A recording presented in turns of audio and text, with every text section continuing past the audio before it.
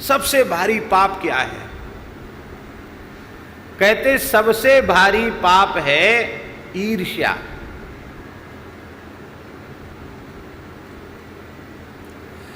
सबसे भारी पाप ईर्ष्या है।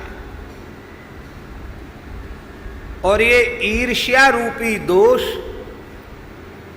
दुर्गुण, केवल मृत्युलोक के मनुष्यों में ही होता हो ऐसा नहीं है। मृत्युलोक के मनुष्यों में तो ईर्ष्या होती ही है। इस ईर्ष्या का साम्राज्य इस धरती से लेके पाताल तक है, और इस धरती से ऊपर भुवरलोक, स्वरलोक, महरलोक, जनलोक, तपलोक और सत्यलोक, ब्रह्मलोक तक ईर्ष्या का साम्राज्य है। सारे ब्रह्मांड में इसका साम्राज्य, नीचे के 7 लोक, ऊपर के 7 लोक, सब जगह ईर्ष्या है। मन ईर्ष्या कहते किसको हैं? दूसरे के उत्कर्ष को देख करके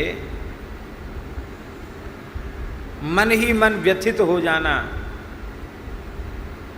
चित्त की एक विचित्र अवस्था हो जाना, अच्छा न लगना, उसको कहते हैं ईर्ष्या। देवताओं के लिए गोस्वामी तुलसीदास जी ने कहा है, ऊंच निवास, ऊंच निवास नीच कर तूती, देख न सकई पराई विभूति। कितने यज्ञ किए, कितनी तपस्या किया, कितना दान पुण्य किया, कितने कठोर साधन किए, तब तो स्वर्ग में गए, पर वहां जाने के बाद भी ऊंच निवास नीच कर तूती, देख न सकई पराई विभूति। दूसरे की विभूति, दूसरे का ऐश्वर्य, दूसरे का उत्कर्ष वे देख नहीं सकते हैं। ययाति बहुत अधिक पुण्य करके स्वर्ग गए, तो स्वर्ग में जो व्यवस्था मिलती है ना, वो ऐसा नहीं है कि इंद्र जिसको जहां व्यवस्था दे वहां वो रहेगा, ऐसा नहीं है। आपने जो कुछ यहां किया है उसके अनुरूप वहां व्यवस्था आपको मिलेगी। लौकिक उदाहरणों में ऐसे समझ लीजिए कि होटल में भी अलग अलग प्रकार की व्यवस्था और अलग अलग प्रकार के कक्ष होते हैं, तो उसमें जो सबसे अधिक धन देगा उसको सबसे अच्छी व्यवस्था मिलेगी, और जो जितना कम धन देगा उसको उतनी कम व्यवस्था मिलेगी।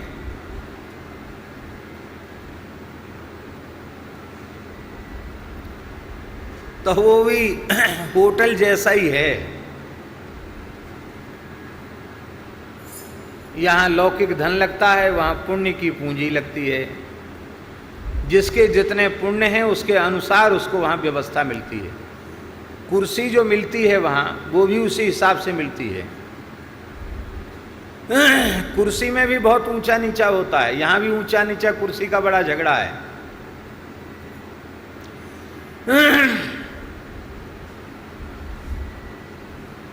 एक जगह राजस्थान में हम गए,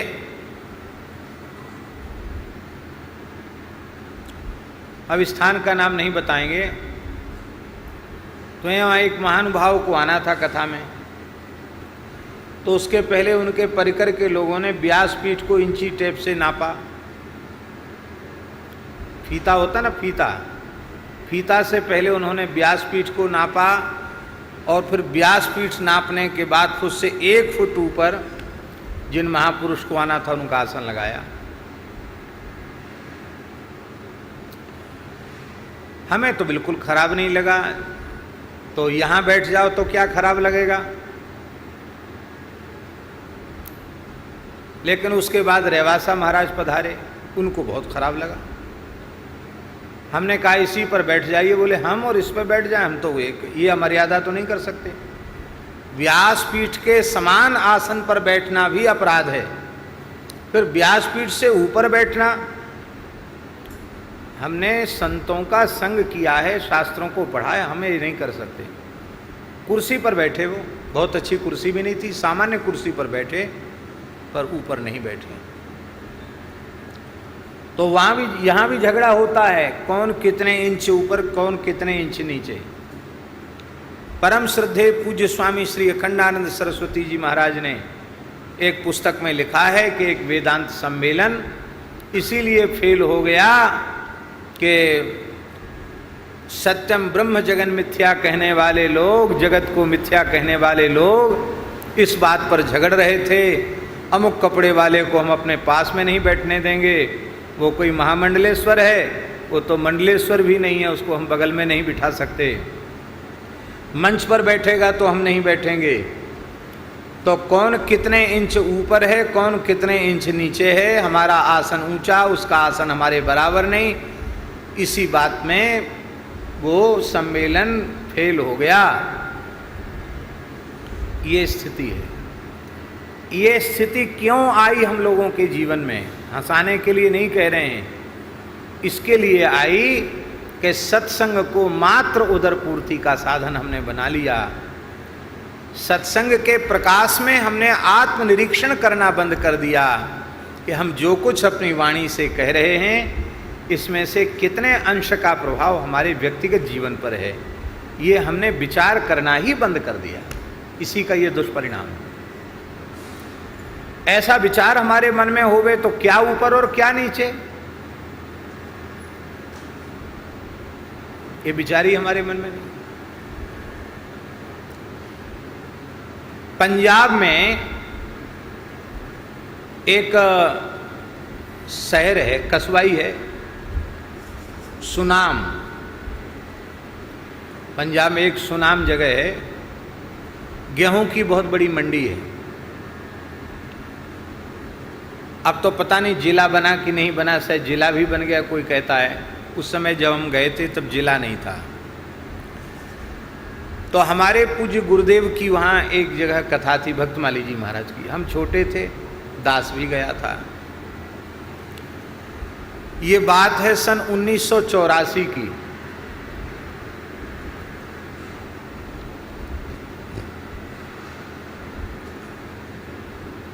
इंदिरा गांधी वाली घटना घटी नहीं थी तब, इंदिरा जी ही प्रधानमंत्री थी, उसी समय की घटना है।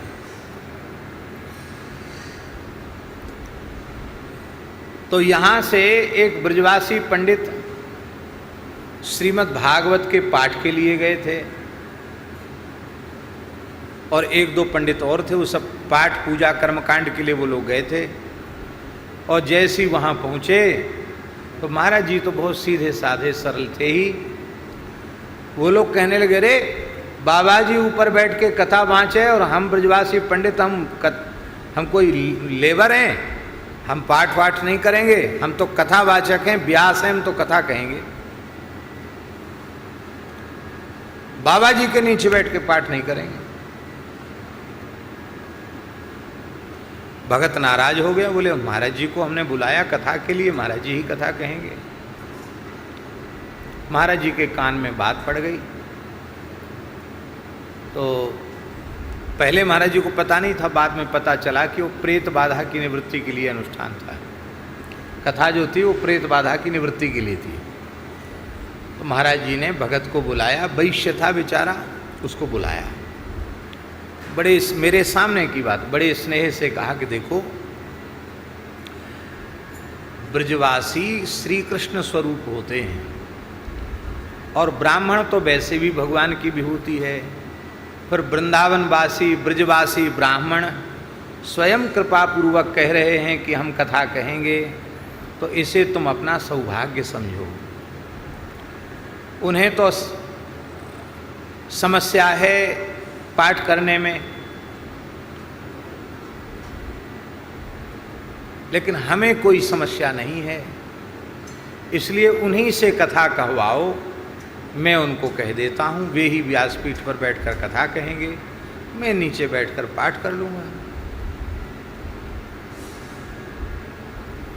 और देखो तुम्हारा अनुष्ठान सकाम है, तो कथा तो 8 घंटे कहो तो भी पूरी नहीं होती, कुछ न कुछ अंश छोड़ना पड़ता है। और पाठ करने वाले लोग प्रायः पूरा पाठ करते नहीं, पर हम पर भरोसा करो, हम पूरा पाठ करेंगे तो तुम्हारे प्रयोजन की सिद्धि भी पाठ से ही होगी। ऐसा समझाया कि उसकी समझ में आया। बोले महाराज जी लोग क्या कहेंगे आपको, इसलिए बोला। महाराज बोले हमें तो कोई समस्या ही नहीं है।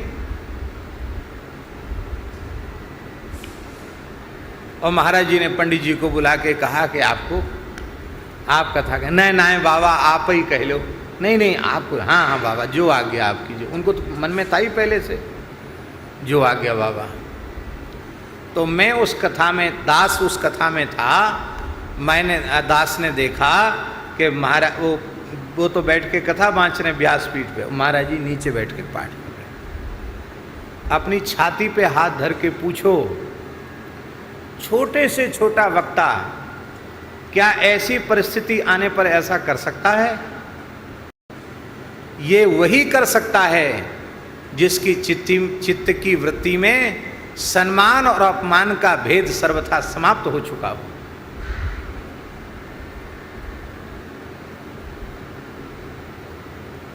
यस्मान्नोद्विजते लोको लोकान्नोद्विजते च यः हर्षामर्ष भयोद्वेगैः मुक्ता यः स च मे प्रियः।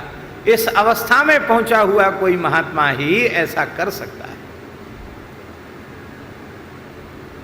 पर हम व्याख्यान बहुत अच्छे अच्छे देते हैं, उनको जब अपने जीवन में कुछ उतारने की बात होती है तो हम ना हमारा काम पर नियंत्रण है, ना हमारा क्रोध पर नियंत्रण है, ना हमारा लोभ पर नियंत्रण है, ना ही हमारा अहंकार पर नियंत्रण है, और ईर्ष्या पर नियंत्रण तो है ही नहीं।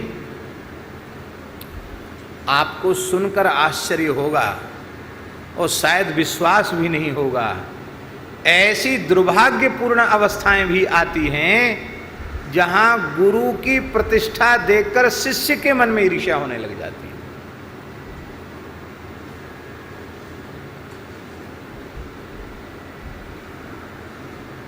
ये होता तब है जब चेला भी अपने को कुछ मानता है, जब उसको लगता है कि अरे अभी तक तो हम थे, और जब से गुरुजी आके यहाँ बैठ गए तब से हमें तो कोई पूछने वाला नहीं, तो फिर वो अलग अपनी दुकान जमाने की सोचता है। जबकि गुरु महिमा, गुरु उत्कर्ष जितना बढ़े उतनी प्रसन्नता उसको होना चाहिए। शिष्यात इच्छेत पराजयम।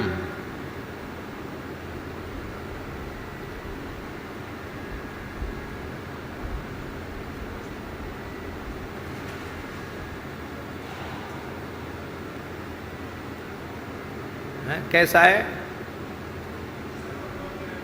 हैं? हाँ, सर्वतो जयमिच्छेत पुत्रात् शिष्यात् इच्छेत पराजयम। सर्वत्र विजय की कामना मनुष्य को करनी चाहिए, पर पुत्र से और शिष्य से हारने की इच्छा रखनी चाहिए। शिष्यात् इच्छेत पराजयम। गुरु को ऐसा भाव बनाना चाहिए कि तप में, त्याग में, भजन में, भगवत प्रेम में हमारा शिष्य हमसे कई गुना आगे चला जाए। ये भाव गुरु जी के मन में होना चाहिए, पिता के मन में होना चाहिए। मेरा पुत्र दान में, शील में, दया में, करुणा में, सेवा में, सदाचार में, धर्म के आचरण में हमसे 10 कदम आगे जाए। इतना आगे बढ़े कि लोग मुझे भूल जाएं, उसको याद करें। ये सच्चे पिता के मन में कामना होनी चाहिए, ये सच्चे गुरु के मन में कामना होनी चाहिए। पर शिष्यों की महिमा बढ़ती हुई देखकर गुरुओं के मन में भी ईर्ष्या होने लग जाती है। ये कैसी भारी व्याधि है ईर्ष्या। इसलिए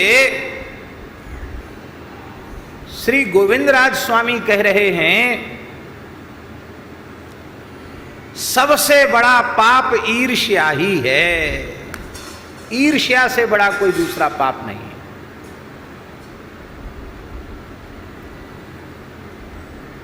देवलोक में भी बहुत ईर्ष्या है।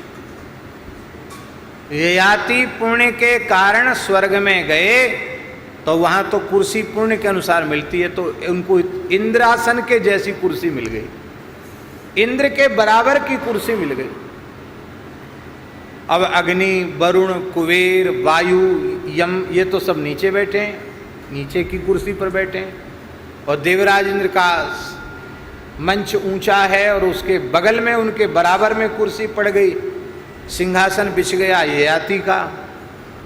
तो देवराज ऊपर से नीचे देख के ईर्ष्या में जल भुन गए। अरे ये धरती का चंद्रवंशी चक्रवर्ती राजा, इतने पुण्य इसने कर लिए कि मेरे बराबर आ गया है। अब देखो मन में तो उसके ईर्ष्या का भाव, पर ईर्ष्यालु व्यक्ति बड़े कपटी होते हैं। इतने कपटी होते हैं कि जिसके प्रति उसकी ईर्ष्या है ना, वो सामने से आता हुआ दिख जाए तो वो तो चल के आ रहा, ये दौड़ के जाएगा, एकदम गले से लग जाएगा, कहेगा अरे आंखें तरस गई तुम्हारे दर्शन के लिए, आज छाती से छाती लगा करके आज हृदय की जलन शांत हुई है, वाह। और कहो मित्र कैसे हो। ऐसा व्यवहार करेगा कि उसको बड़े से बड़ा प्रेमी ऐसा व्यवहार नहीं कर सकता। और जैसी वो थोड़ा सा आगे गया 10-20 गाली देगा मन ही मन उसको एक सांस में। सवेरे सवेरे कैसे आदमी का मुंह दिख गया, अरे राम राम, आग लग गई, अरे राम राम, कैसा आदमी, अरे हम भी छोड़ेंगे नहीं बच्चू, कहाँ जाओगे, कितने ऊपर चढ़ोगे, ऐसी टांग पकड़ के नीचे पटकेंगे, ऐसी धूल चिटाएंगे कि तुम्हें नानी याद आ जाएगी। ऐसे व्यवहार को कहते हैं कपट व्यवहार। तो इंद्र के मन में तो थी ईर्ष्या, लेकिन ऊपर से कपटयुक्त व्यवहार करते हुए इंद्र ने कहा, राजर्षि ययाति, आपके पदार्पण से स्वर्गलोक धन्य हो गया। बड़े बड़े लोकपाल दिक्पाल यहाँ विराजे हैं, ये सब देवता हैं, त्रिभुवन में पूजित होने वाले देवता हैं, लेकिन सबको नीचा आसन मिला है, पर शतक्रतु इंद्र के समान आसन आपको प्राप्त हुआ, धन्य है, आप बड़े पुण्यात्मा हैं, आप बड़े धर्मनिष्ठ हैं। तो हमारे मन में बड़ी जिज्ञासा है, और यहाँ जो लोग बैठे हैं उनके मन में भी जिज्ञासा है कि मेरे समान आसन आपको किन किन पुण्यों के कारण प्राप्त हुआ है। तो मैं उन पुण्यों को सुनना चाहता हूँ। ये बेचारे समझ ही नहीं पाए कि ये हमारा हितैषी है कि हमको नीचे गिराने वाला है। एक एक करके अपने पुण्यों का वर्णन करने लगे, और अपने पुण्यों का वर्णन करने से पुण्य नष्ट हो जाते हैं। पुण्य नष्ट हुए कि उनकी कुर्सी हिलने लग गई। बोले ये क्या हो गया, भूकंप आ गया, वो केवल हमारे सिंहासन के नीचे की धरती हिल रही है। बोले धरती नहीं हिल रही है, तुमको नीचे गिरना पड़ेगा। क्यों? बोले तुमने जितने पुण्य किए थे वो सब समाप्त हो गए, क्योंकि तुमने अपने सुकृतों का वर्णन अपनी जिह्वा से किया, इसलिए तुम्हारे सारे पुण्य नष्ट हुए। जाओ मृत्युलोक में फिर से जाओ। धक्का दे दिया इंद्र ने। कहाँ तो कहता था कि आपकी चरण रस से हमारा लोक पवित्र हो गया, वो धक्का दे दिया उसने। अब नीचे सिर ऊपर पैर करके ययाति बचाओ बचाओ करके गिरने लगे। कहा आपने मेरे साथ छल किया, मेरे पुण्यों का नाश हो गया। देवराज इंद्र ने कहा दुखी मत हो, हम देवता हैं, कुछ वरदान चाहिए तो ले सकते हो, गिरना तो तुमको पड़ेगा, यहाँ रह तो नहीं सकते, पर हम देवता हैं। ये भी सौहार्द वाली बात नहीं थी, ये भी इसलिए था कि थोड़ा बहुत तो हमारी इज्जत बची रहे। एकदम ही ऐसा करेंगे तो लोग हमारी ज़्यादा निंदा करेंगे। तो थोड़ी दया भी कर देनी चाहिए, जिससे हमारी प्रतिष्ठा बनी रहे।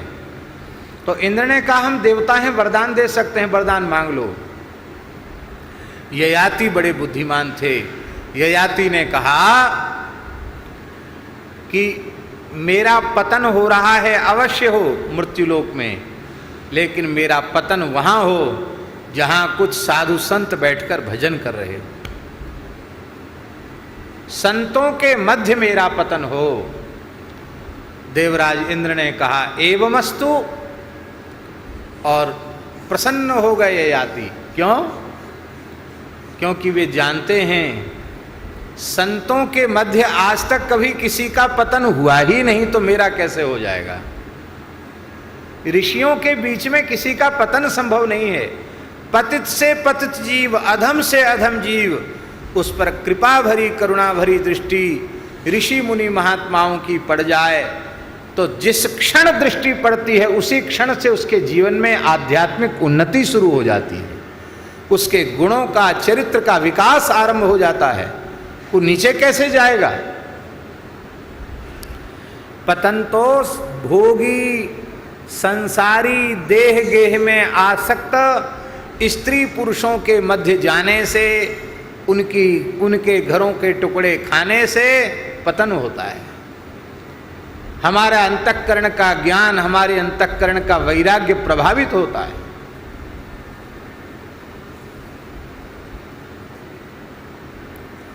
इसीलिए महाराज जी लिखा है, यदि कोई निवृत्ति मार्ग की ओर जाना चाहता है, संसार से छूटने की दिशा में जाना चाहता है, तो संगम त्यजेत मिथुन व्रतिनाम मुमुक्षु।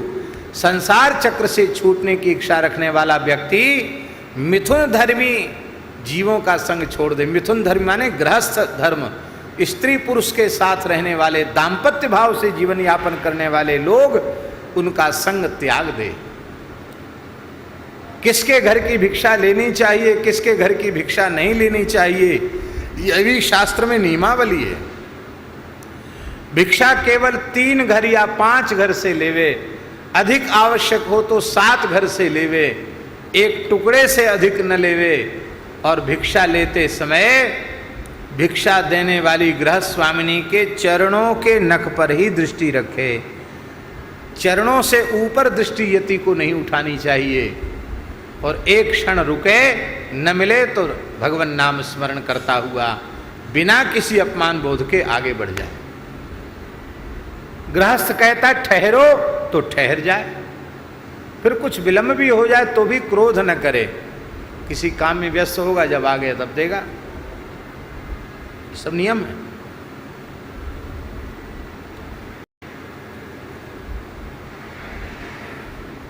भोजन की बात जाने दीजिए। संसारी भोगी पुरुषों के वस्त्रों पर बैठने का प्रभाव चित्त पर पड़ जाता है।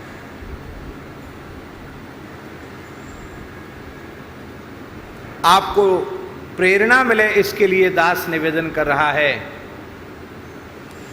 अपने पूज्य गुरुदेव भगवान श्री पहाड़ी बाबा महाराज के साथ हम शहर का नाम जानकर नहीं लेना चाहते हैं, व्यक्ति और शहर सब ज्ञात होने पर भी बड़े भक्त थे। उस शहर में उन महानुभाव के घर गए महाराज जी के साथ, तो महाराज जी के नियम तो सब विलक्षण थे। उनके कई नियम थे। उनमें एक नियम ये था कि 2 रात से अधिक किसी गृहस्थ के घर में नहीं रुकना, एक नियम ये था। दूसरा नियम ये था कि जिस जगह वो निवास करेंगे वहाँ कोई बालक, बालिका, स्त्री, पुरुष कोई नहीं होना चाहिए, मनुष्य मात्र न हो वहाँ, दूसरा नियम था। तीसरा नियम था कहीं लाइट नहीं जलनी चाहिए। चौथा नियम ये था कि या तो कुआं घर में होना चाहिए या डायरेक्ट बोरिंग होनी चाहिए, दूसरे जल का वो प्रयोग नहीं करते थे। तो जहाँ जहाँ वो रुक सकते थे वहाँ वैसी व्यवस्था उनके लिए बनी होती थी। छोटे घरों में रुकना तो मुश्किल। तो एक हॉल था और उस हॉल में तो महाराज जी का आसन लग गया, और उस हॉल जिसको बैठक कहते हैं, बैठक जैसी थी, और उससे अलग एक शौचालय वगैरह था, जिसमें शौचालय होता था उसमें महाराज जी जो स्नान नहीं करते थे, शौचालय वाले में स्नान करेंगे तो पवित्र कैसे होंगे, शौचालय अलग होना चाहिए और स्नान खुले में करते थे, सब उनके नियम थे। पीछे एक मंदिर था और एक कक्ष था अटैच।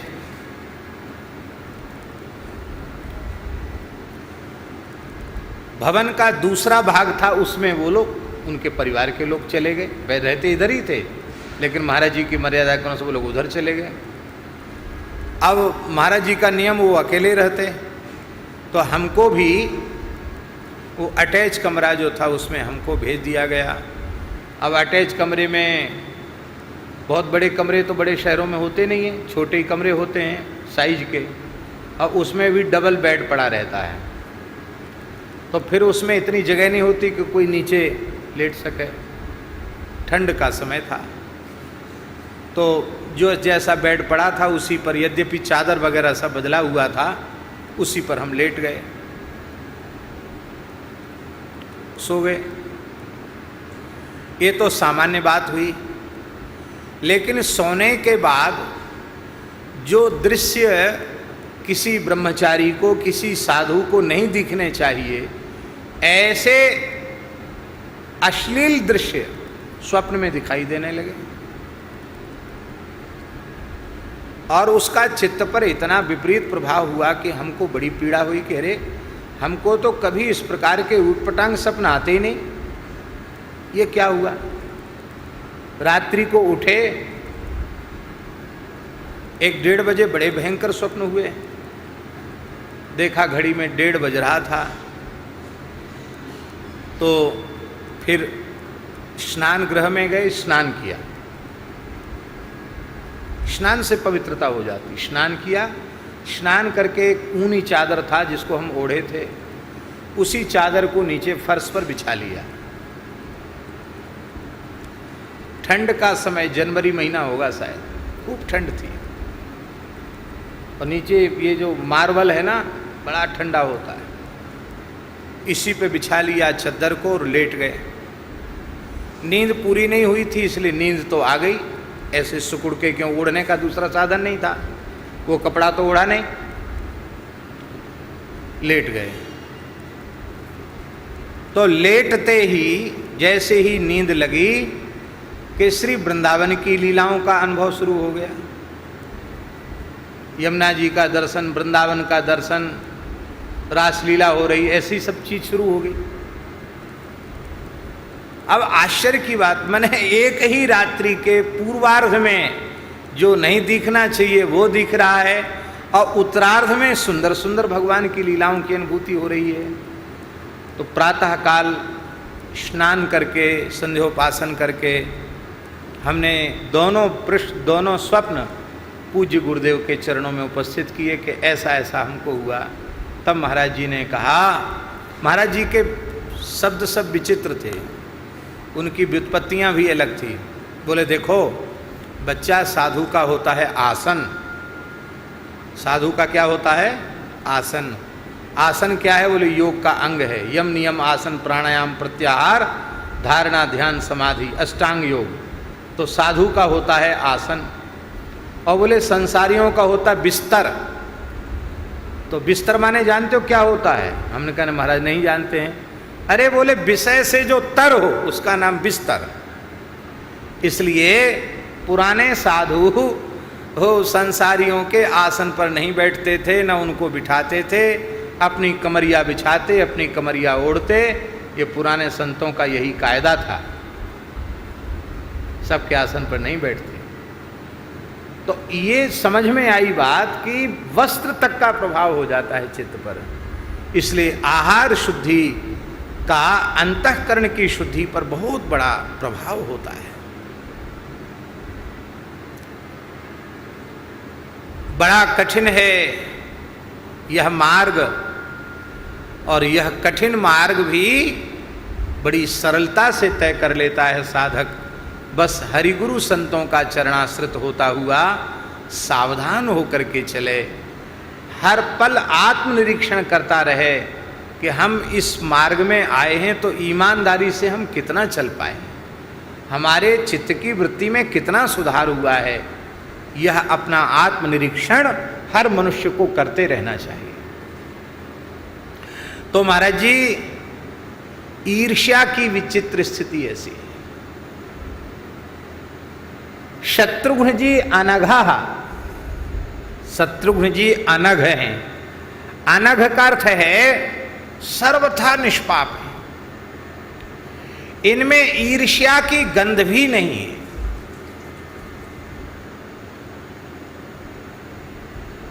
बोले ईर्ष्या का काम क्या है? तो गोविंद राज स्वामी जी कहते हैं कि राम जी की सेवा लक्ष्मण जी करना चाहते हैं, चाहते क्या करते ही हैं, कभी साथ छोड़ते नहीं। और श्री राम जी की सेवा भरत जी भी करना चाहते हैं। क्या शत्रुघ्न जी प्रस्ताव नहीं कर सकते थे?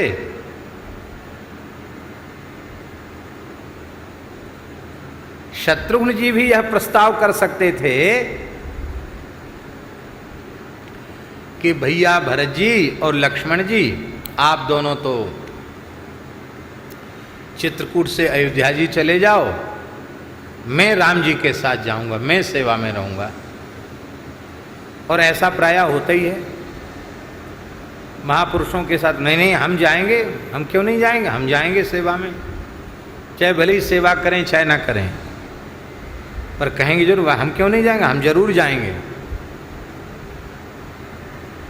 पर श्री शत्रुघ्न जी महाराज ने यह प्रस्ताव बिल्कुल नहीं किया कि हम जाएंगे,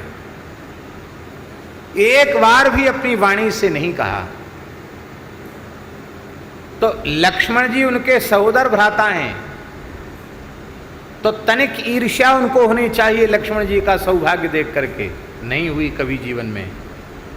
भरत जी से भगवान इतना प्रेम कर रहे हैं, भरत जी की इतनी महिमा बढ़ रही है, हमको तो ज्यादा कोई पूछता नहीं है, ये भी भाव शत्रुघ्न जी के मन में आना चाहिए।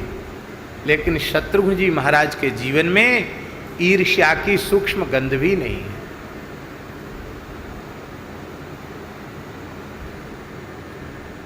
ईर्ष्या नहीं, अनघ है। सबसे दिव्यतम चरित्र श्री शत्रुघ्न कुमार का अनघा। और कैसे हैं? शत्रुघ्न, इनका नाम शत्रुघ्न है। शत्रुन हंति, शत्रुओं को जो समाप्त कर देते हैं वो शत्रुघ्न है। पर महर्षि वाल्मीकि कहते हैं शत्रुघ्न तो इनका नाम है, यह नाम क्यों है? बोले शत्रुघ्नो नित्य शत्रुघ्न। ये शत्रुघ्न क्यों है? कहते नित्य शत्रुओं का विनाश करने वाले हैं। इसका मतलब है शत्रु दो प्रकार के होते हैं, एक अनित्य शत्रु और एक नित्य शत्रु। अनित्य शत्रु कौन है? संसार के। संसार ही अनित्य है तो शत्रु नित्य कैसे होंगे? एक बहुत भारी बदमाश था जिसने कितने लोगों को समाप्त कर दिया था, और पुलिस का आदेश था इनकाउंटर करके वो मार दिया जाए। मतलब ये सरकारी आदेश था, इनकाउंटर को होता है ना, इनकाउंटर करके खत्म कर दो उसको। और वह व्यक्ति यहाँ आया, तब ये सब बना नहीं था, पुराना मंदिर था, इधर कमरा बना था, उधर महाराज जी के बगल में दास का कक्ष, नीचे के भाग में गौशाला थी। वो व्यक्ति आया, महात्मा तो महात्मा ही होते हैं, उसने यहाँ पूछा कि वो महाराज कहाँ हैं, तो कहा ऊपर कमरे में। एक महात्मा पहुँचा भी आया उसको वहाँ, उतने बड़े बदमाश को। और हम संध्योपासन कर रहे थे, सवेरे अपने नियम के आसन पर बैठे थे। आकर उसने परिचय दिया, मेरा नाम सुना है बाबा? राधे राधे। उनकी राधे राधे। मेरा नाम सुना है? तो नहीं सुना, मेरा नाम अमुक है। अब तो सुना होगा। हमने कि हाँ सुनते तो हैं। बोले एक ब्राह्मण की बच्ची का विवाह करना है, विवाह मुझे ही करना है, 50,000 रुपये लाओ।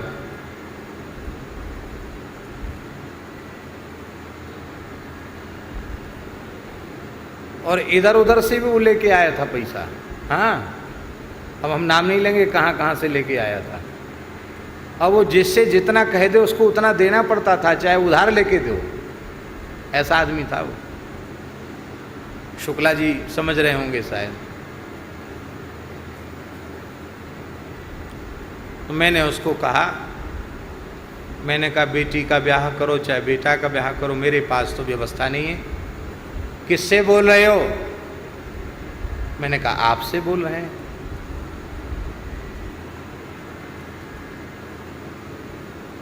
देख लेंगे हम। हमने कहा देख लो, सामने बैठे हैं, देख लो। ऐसे नहीं, देख लेंगे। और फिर उसने मारने वाला वो दिखाया, ऐसे यहाँ खोसे हुए था, बाहर निकाला, फिर भीतर किया। हमें कोई डर भय नहीं। डर भय इसलिए कि हम तो मरने ही तो आए हैं, वृंदावन में जीने आए हैं क्या? शरीर का जैसे जाने का विधान होगा वैसे चला जाएगा। तो तमंचा से क्या डरना। हम शांत बैठे रहे। निकाला फिर रखा, फिर निकाला फिर रखा, तो शांत बैठे रहे। देखता तो रहा वो कि डरता नहीं है, न किसी को बुलाया, न आवाज लगाई। तो बोला बाबा 3 दिन की मोहलत है, भिजवा देना मेरे घर पे 50,000। 3 दिन की मोहलत है। चला गया।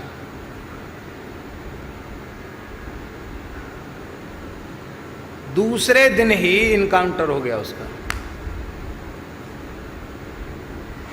पुलिस को सूचना मिल गई, पुलिस ने घेर कर मौके पर ही ढेर कर दिया। इनामी था बदमाश।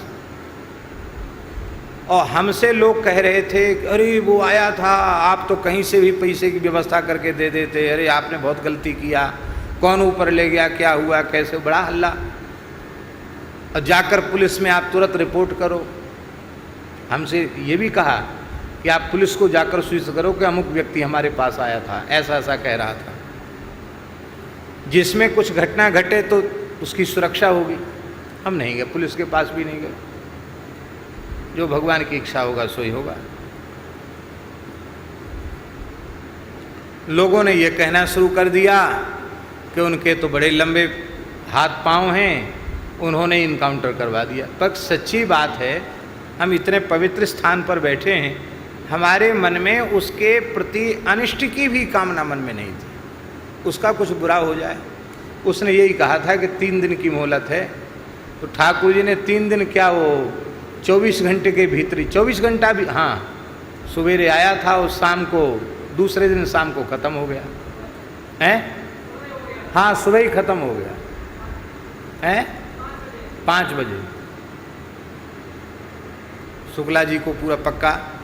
शुक्ला जी बहुत पुराने, आज हम समझते हैं वृंदावन में आपको 40 वर्ष तो हो गया होगा, 50 वर्ष हो गए ले साहब।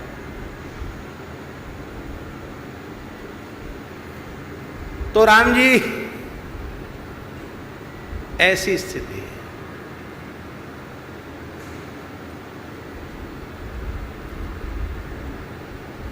तो शत्रु नित्य नहीं है, संसार ही अनित्य है, तो हमसे शत्रुता रखने वाले लोग नित्य कैसे होंगे? कई बार ऐसा देखा जाता है कि घनिष्ठ मित्र भी प्रबल शत्रु बन जाता है, और कई बार ऐसे भी अवसर आते हैं कि भयंकर शत्रु भी, और एकदम उसका जीवन बदल जाता है, वो आपका बहुत बड़ा हितैषी बन जाता है। ऐसा भी होता है, शत्रु मित्र बन जाता है, मित्र शत्रु हो जाता है। इसका तात्पर्य है संसार के सभी भाव आने जाने वाले हैं, इनमें स्थायित्व तो नहीं है। इसलिए संसार में किसी प्राणी को अपना शत्रु मत मानो।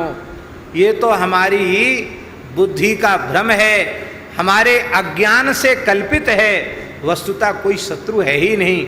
निज प्रभु में देखहि जगत केहिसन करहि विरोध। जब हमारे प्रभु ही सब में विराजमान हैं तो हम वैर विरोध किससे करें। इसलिए शत्रु शत्रु नहीं है। तब सच्चे शत्रु कौन है? नित्य शत्रु। ये नित्य शत्रु कौन है? जिन्होंने लाखों जन्मों से हमारा पीछा किया हुआ है, अब तक पीछा नहीं छोड़ा, और जिस पद्धति से हमने अपने लाखों जन्म बर्बाद कर दिए, नष्ट कर दिए, इसी ढर्रे पर हम चलते रहे तो आगे भी इनसे छुट्टी मिलने वाली नहीं है। ये नित्य शत्रु कौन है? काम, क्रोध, लोभ, मद, मोह, मात्सर्य, ये ही नित्य शत्रु हैं। षड विकार यही नित्य शत्रु हैं। और इन नित्य शत्रुओं को समाप्त करने वाले हैं श्री शत्रुघ्न जी महाराज। शत्रुघ्न जी के चरित्र को ठीक से कोई पढ़ लेगा, सुन लेगा, तो उसके सारे विकार नष्ट हो जाएंगे। ऐसा अद्भुत चरित्र है शत्रुघ्न जी का, अद्भुत चरित्र। देखो, लक्ष्मण जी के चरित्र में सबसे बड़ी विशेषता है इनका सेवा धर्म में प्रथम स्थान पर होना। शत्रुघ्न जी महाराज का सर्वोपरि जो भाव है वो क्या है? इनका सेवा में अग्रगण्य होना। और सेवा सबसे कठिन काम है, भजन से भी कठिन सेवा है। सबसे कठिन काम है अध्ययन, अध्ययन से कठिन काम है भजन, और भजन से भी कठिन है सेवा। सेवा धर्म परम गहन योगिनाम अप्यगम्य, योगियों के लिए भी अगम है सेवा धर्म।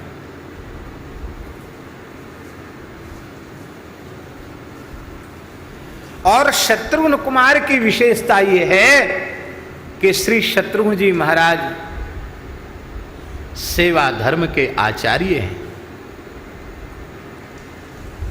शत्रुघ्न जी के जैसी सेवा और कोई दूसरे के द्वारा संभव ही नहीं है। ऐसी शत्रुघ्न जी की सेवा है।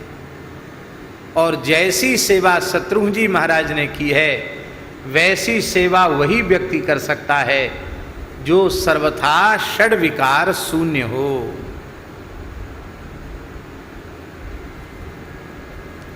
आप किसी की सेवा कर रहे हैं और आप तो सब काम छोड़ के उसकी सेवा कर रहे हैं, उसके मलमूत्र को भी धो रहे हैं, और वो आपको फूटी आंख नहीं देख रहा है। वो जब देखो तब आपकी कमी निकाल रहा है, आपको डांट डपट कर रहा है, आपको फटकार रहा है। तो अब आप बताओ, कभी न कभी आप झल्लाओगे उसके ऊपर कि नहीं? क्रोध करोगे कि नहीं करोगे? क्रोध करोगे। क्रोध किया के खत्म।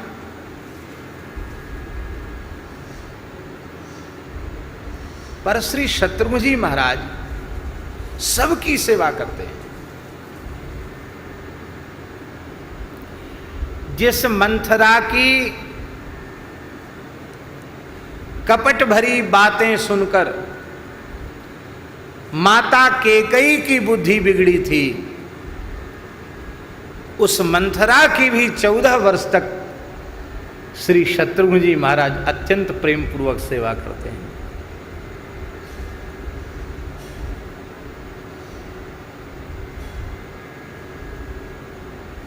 जिस माता केकई को भरत जी ने कहा कि मैं तो तुम्हें पतिघ्नी मानता हूं, पतिघ्नी माने पति को मारने वाली, किसी पतिव्रता नारी को पतिघ्नी कह दिया जाए उसके लिए सबसे बड़ा अपमान है।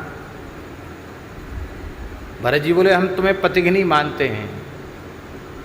दशरथ जी की धर्मपत्नी तुम बनने योग्य नहीं थी, क्योंकि तुम्हारी हठवादिता के कारण ही दशरथ जी को प्राण गंवाने पड़े। तुमने वरदान नमा हुआ था तो दशरथ जी दिवंगत नहीं होते। इसलिए तुम पतिघ्नी हो और कुलघ्नी तो हो ही हो।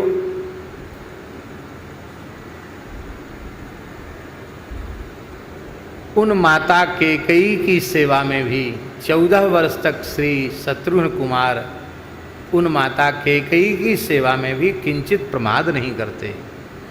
सेवा करने वाले को कितनी बातें सहनी पड़ती हैं और सबको सुख खुश रखना, सबको राजी रखना बड़ा कठिन है। कोई न कोई तो नाराज हो ही जाएगा। पर इन 14 वर्षों में अयोध्या की चींटी तक शत्रुघ्न जी से नाराज नहीं है। ये चींटी तक कहने का मतलब ये है कि कोई भी शत्रुघ्न जी से नाराज नहीं है। उनकी सेवा से सब रीझ गए हैं। ये श्री शत्रुघ्न जी महाराज की विशेषता है। और ये ऐसी सेवा वही कर सकता है जो नित्य शत्रुघ्न, जिसने अपने नित्य शत्रुओं को समाप्त कर दिया हो, सारे विकारों को जिसने जीत लिया हो, वही ऐसी सेवा कर सकता है। दूसरे में ऐसी सेवा करने की सामर्थ्य नहीं है।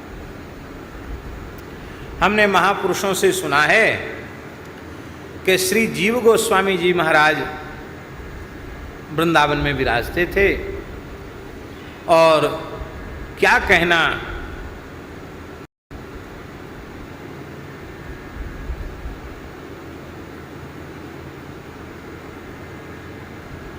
वैष्णव साहित्य को जितना समृद्ध श्री जीव गोस्वामी जी महाराज ने किया है, संभवतः उतना समृद्ध अब तक किसी ने नहीं किया। इतना लिखा, भागवत जी जैसे ग्रंथ पर 4-4 टीकाएं लिखी। क्या कहना।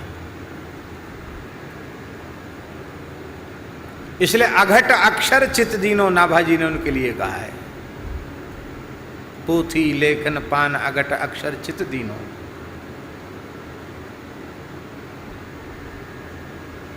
बड़े बड़े राजा महाराजा उनका दर्शन करने आते थे। वृंदावन के महान रसिक सिद्ध संतों में उनकी गणना थी, मान्यता थी। नाभाजी ने तो कहा है, रूप सनातन भक्ति जल जीव गुसाई सर गंभीर। रूप सनातन जी के प्रेम का, भक्ति का जो जल था, वो गंभीर सरोवर जो जीव गोस्वामी रूपी सरोवर है, उसमें रूप गोस्वामी जी की रसोपासना ऐसे जाकर विराजमान हो गई जैसे सरोवर में जल। ऐसे श्री जीव गोस्वामी जी महाराज परम विरक्त भाव से रह करके भजन करते थे। राजा महाराजा आते, प्रार्थना करते कि महाराज कुछ बना दें, कुछ सेवा करें, आप मना कर देते। तो निकट वाले संतों ने कहा कि महाराज आपका तो कुछ नहीं है, अरे आता है तो आप मने क्यों कर देते हो, कम से कम मने न करो तो हम लोग सेवा करेंगे। श्री जीव गोस्वामी जी ने कहा कि वही काम ठीक है, भ्रातस्तिष्ठ तले तले बिटपनाम ग्रामेषु भिक्षा मट। वही काम ठीक है, सेवा का काम बड़ा कठिन है, नहीं बनेगा तुम लोगों से, मत हट करो। बोले नहीं नहीं हम तो सेवा करेंगे ही। तो बोले हम सेवा तो करो, पर एक बात समझ लो, कान खोलकर सुन लो, जिस दिन सेवा में तुम लोगों ने अपराध किया, किसी के भी प्रति अपमान किया, क्रोध किया, तिरस्कार किया किसी का, उसी क्षण सेवा बंद कर देंगे, हम फिर सेवा की अनुमति नहीं देंगे। महाराज हम लोग क्यों क्रोध करेंगे, हम लोग सेवा ही करेंगे। सेवा चलने लगी। सेवा जहाँ शुरू होती, सारी व्यवस्था अपने आप जुटने लग जाती है। खूब व्यवस्था जुट गई, बर्तन भांडे, घी बूरा बादाम चीनी सब चीज़ आ गई, खूब चकाचक बनने लग गया, खूब सेवा होने लग गई। अभी कुछ ही दिन हुए थे और जीव गोस्वामी जी महाराज जिस पद्धति से, वो अपनी पद्धति से ही रहते हैं, उनके ऊपर कोई प्रभाव नहीं। एक दिन अर्धरात्रि के समय एक महात्मा आ गए बोले हम मथुरा से पैदल चल चल कर आए हैं, बहुत लंबी यात्रा करके आए हैं, रास्ते में कहीं कुछ खाने को नहीं मिला, हमें बड़ी जोर की भूख लगी है, कुछ खाने को दे दो। साधुओं में भी अलग अलग विभाग होते हैं, एक कोतवाल होता है, कुठारी, भंडारी, रसोइया, पुजारी सब होते हैं। कोतवाल ने कहा कैसा महात्मा है? टकसाली महात्मा तो सूर्यास्त के बाद ही कुछ नहीं खाते हैं, पर 12 बजे रात्रि के बाद तो कुछ खाना वैसे भी वर्जित है। रात्रि का 1:30-2 बज रहा है, तुम भोजन मांग रहे हो? मर जाओगे क्या एक रात में? सो जाओ, जाओ विश्राम करो, आसन लगा लो, सो जाओ।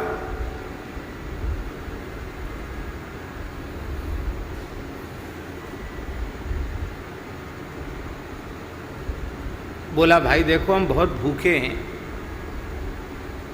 आपत्ति काल में मर्यादा नहीं होती, हम बहुत ज़्यादा भूखे हैं, मेरे प्राण छटपटा रहे हैं, कुछ खाने को हमको मिल जाए। 2-3 दिन हो गए हमने कुछ खाया नहीं। जाओ जाओ, ये हमारा विभाग नहीं है। कुठारी के पास चला गया, चले जाओ। कुठारी के पास गए, कुठारी ने कहा समय से कुठार खुलता है, समय से बंद होता है, हैं? अब हर व्यक्ति के लिए हम कुठार खोलेंगे? दिन में चैन नहीं, रात में चैन नहीं, बताओ। रात को ही जगा दिया हमको, कुठारी ने मना कर दिया। अब कर जाओ रसोईया से, देखो कुछ रखा होगा, पूछ लो। रसोईया के पास गए, रसोईया बोला कि दिन में तो आग में जलते हैं और रात में तू जला रहा है, प्रेम से सोने भी नहीं देता। अरे महात्मा बोले भाई हम भूखे हैं, 2-3 लोगों के वो उसके पास भेज देता, वो उसके पास, मैं कहाँ जाऊँ, मैं भूखा हूँ। तो रसोईया बोला कि ज़्यादा भूखा है तो मुझे खा जा, ज़्यादा भूखा है तो हमको खा ले, पर माथा मत खा हमारा, हमें खा ले। महात्मा चुप हो गया। श्री जीव गोस्वामी जी महाराज उठे, थोड़ा गुड़ और चना उन्होंने महात्मा को दिया, महात्मा को प्रणाम किया। ये लोग बेचारे दिन भर कुछ ना कुछ सेवा करके थक जाते हैं, आपसे कुछ कठोर वचन कहे। सेवकों के द्वारा किया गया अपराध स्वामी का अपराध होता है, इनके किए गए अपराध के लिए हम आपके चरणों में प्रणाम करके क्षमा याचना करते हैं। आप क्षमा प्रार्थना, आप क्षमा कर दें, नहीं तो इन सब का भजन बिगड़ जाएगा, आप अपराध क्षमा करें। महात्मा बहुत प्रसन्न हो गया, उसको तो छटाक भर चना और गुड़ ही मानो जीवन दान मिल गया। महात्मा तो सो गया और जीव गोस्वामी जी महाराज ने सारे बर्तन, सारा कुठार का सामान, जो कुछ सामग्री थी, सब श्री यमुना जी में पधरा दी। अपने हाथ से उठा उठा के पधराने लगे। तब तक लोग जग गए, तो बस कहा बस यही आज्ञा है कि सब सामान उठा के जमुना जी में समाधि दे दो। और जमुना जी में इतना जल था कि जहाज चलते थे जमुना जी में, रोड का माध्यम था नहीं, तो जल मार्ग से ही व्यापार होता था, यातायात होता था, इतना जल यमुना जी में था। प्रातः काल तो पीछे हुआ, उसके पहले जैसे लता के नीचे जीव गोस्वामी जी बैठे थे बस वही रहेगा, बाकी सब समाप्त कर दिया। मांगो खाओ, भजन करो, मधुकरी करो, भजन करो, सेवा का काम सबसे कठिन था। इतने दिन सेवा किए, लेकिन एक साधु पर झल्ला करके, क्रोध करके तुमने पूरे महीने भर की गई सेवा पर चौका फेर दिया। सेवा का काम बहुत कठिन है।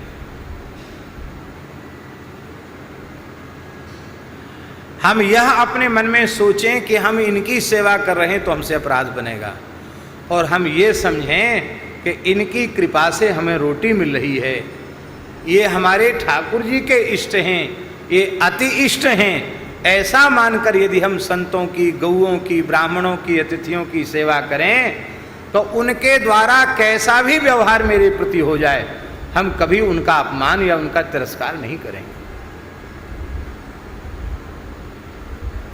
सेवा करने वाले व्यक्ति को अपनी वाणी पर संयम अवश्य रखना चाहिए। वही व्यक्ति सेवा कर सकता है। 1000 गाली कोई एक सांस में दे दे और आप शांत भाव से मुस्कुरा कर उसे सुन सकें और उस गाली देने वाले की भी सेवा आप उसी प्रेम से कर सकें, तो आप सेवा कर सकते हैं, अन्यथा आप सेवा नहीं कर सकते। और ऐसी सेवा का उदाहरण आपको देखना हो, समझना हो, तो आप सद्गुरु चरितामृतम पढ़ें। कैसे कैसे सिर फिरे लोगों की सेवा पूज्य गुरुदेव भगवान ने की और सब कुछ सह करके सेवा की।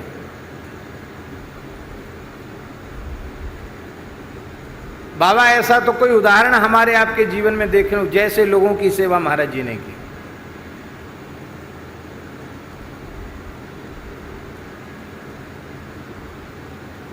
श्री हरेराम बाबा सिद्ध पुरुष थे, पर अंतिम क्षण में उनका कुछ ऐसा ही हो गया था, परमहंस जैसे हो गए थे, खूब गालियां देते थे।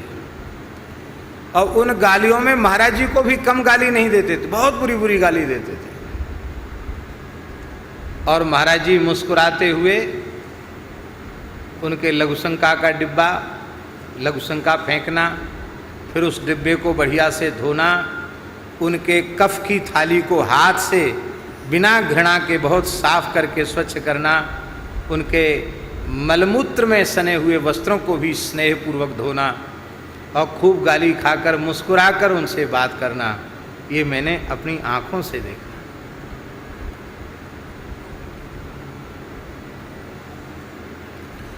महाराज जी से कहते नरकों में जाएगा, नरकों में, महाराज जी को तो नरकों में जाएगा।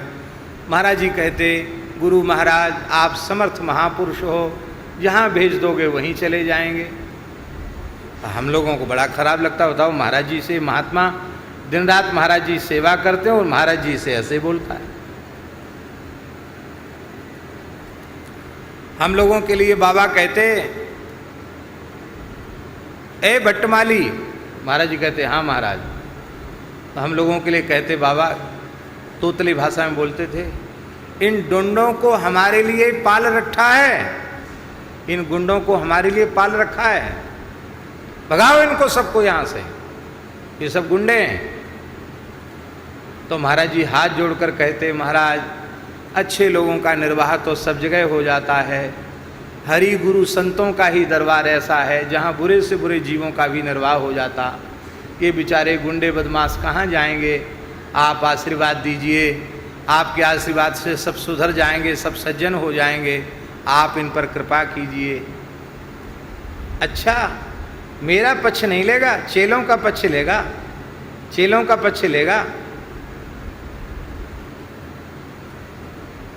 कभी देखा ही नहीं कि उनको क्रोध आया हो। हम लोग जो है क्रुद्ध हो जाते थे, कहाँ तक सुने। महाराज जी को कभी क्षोभ उत्पन्न नहीं होता।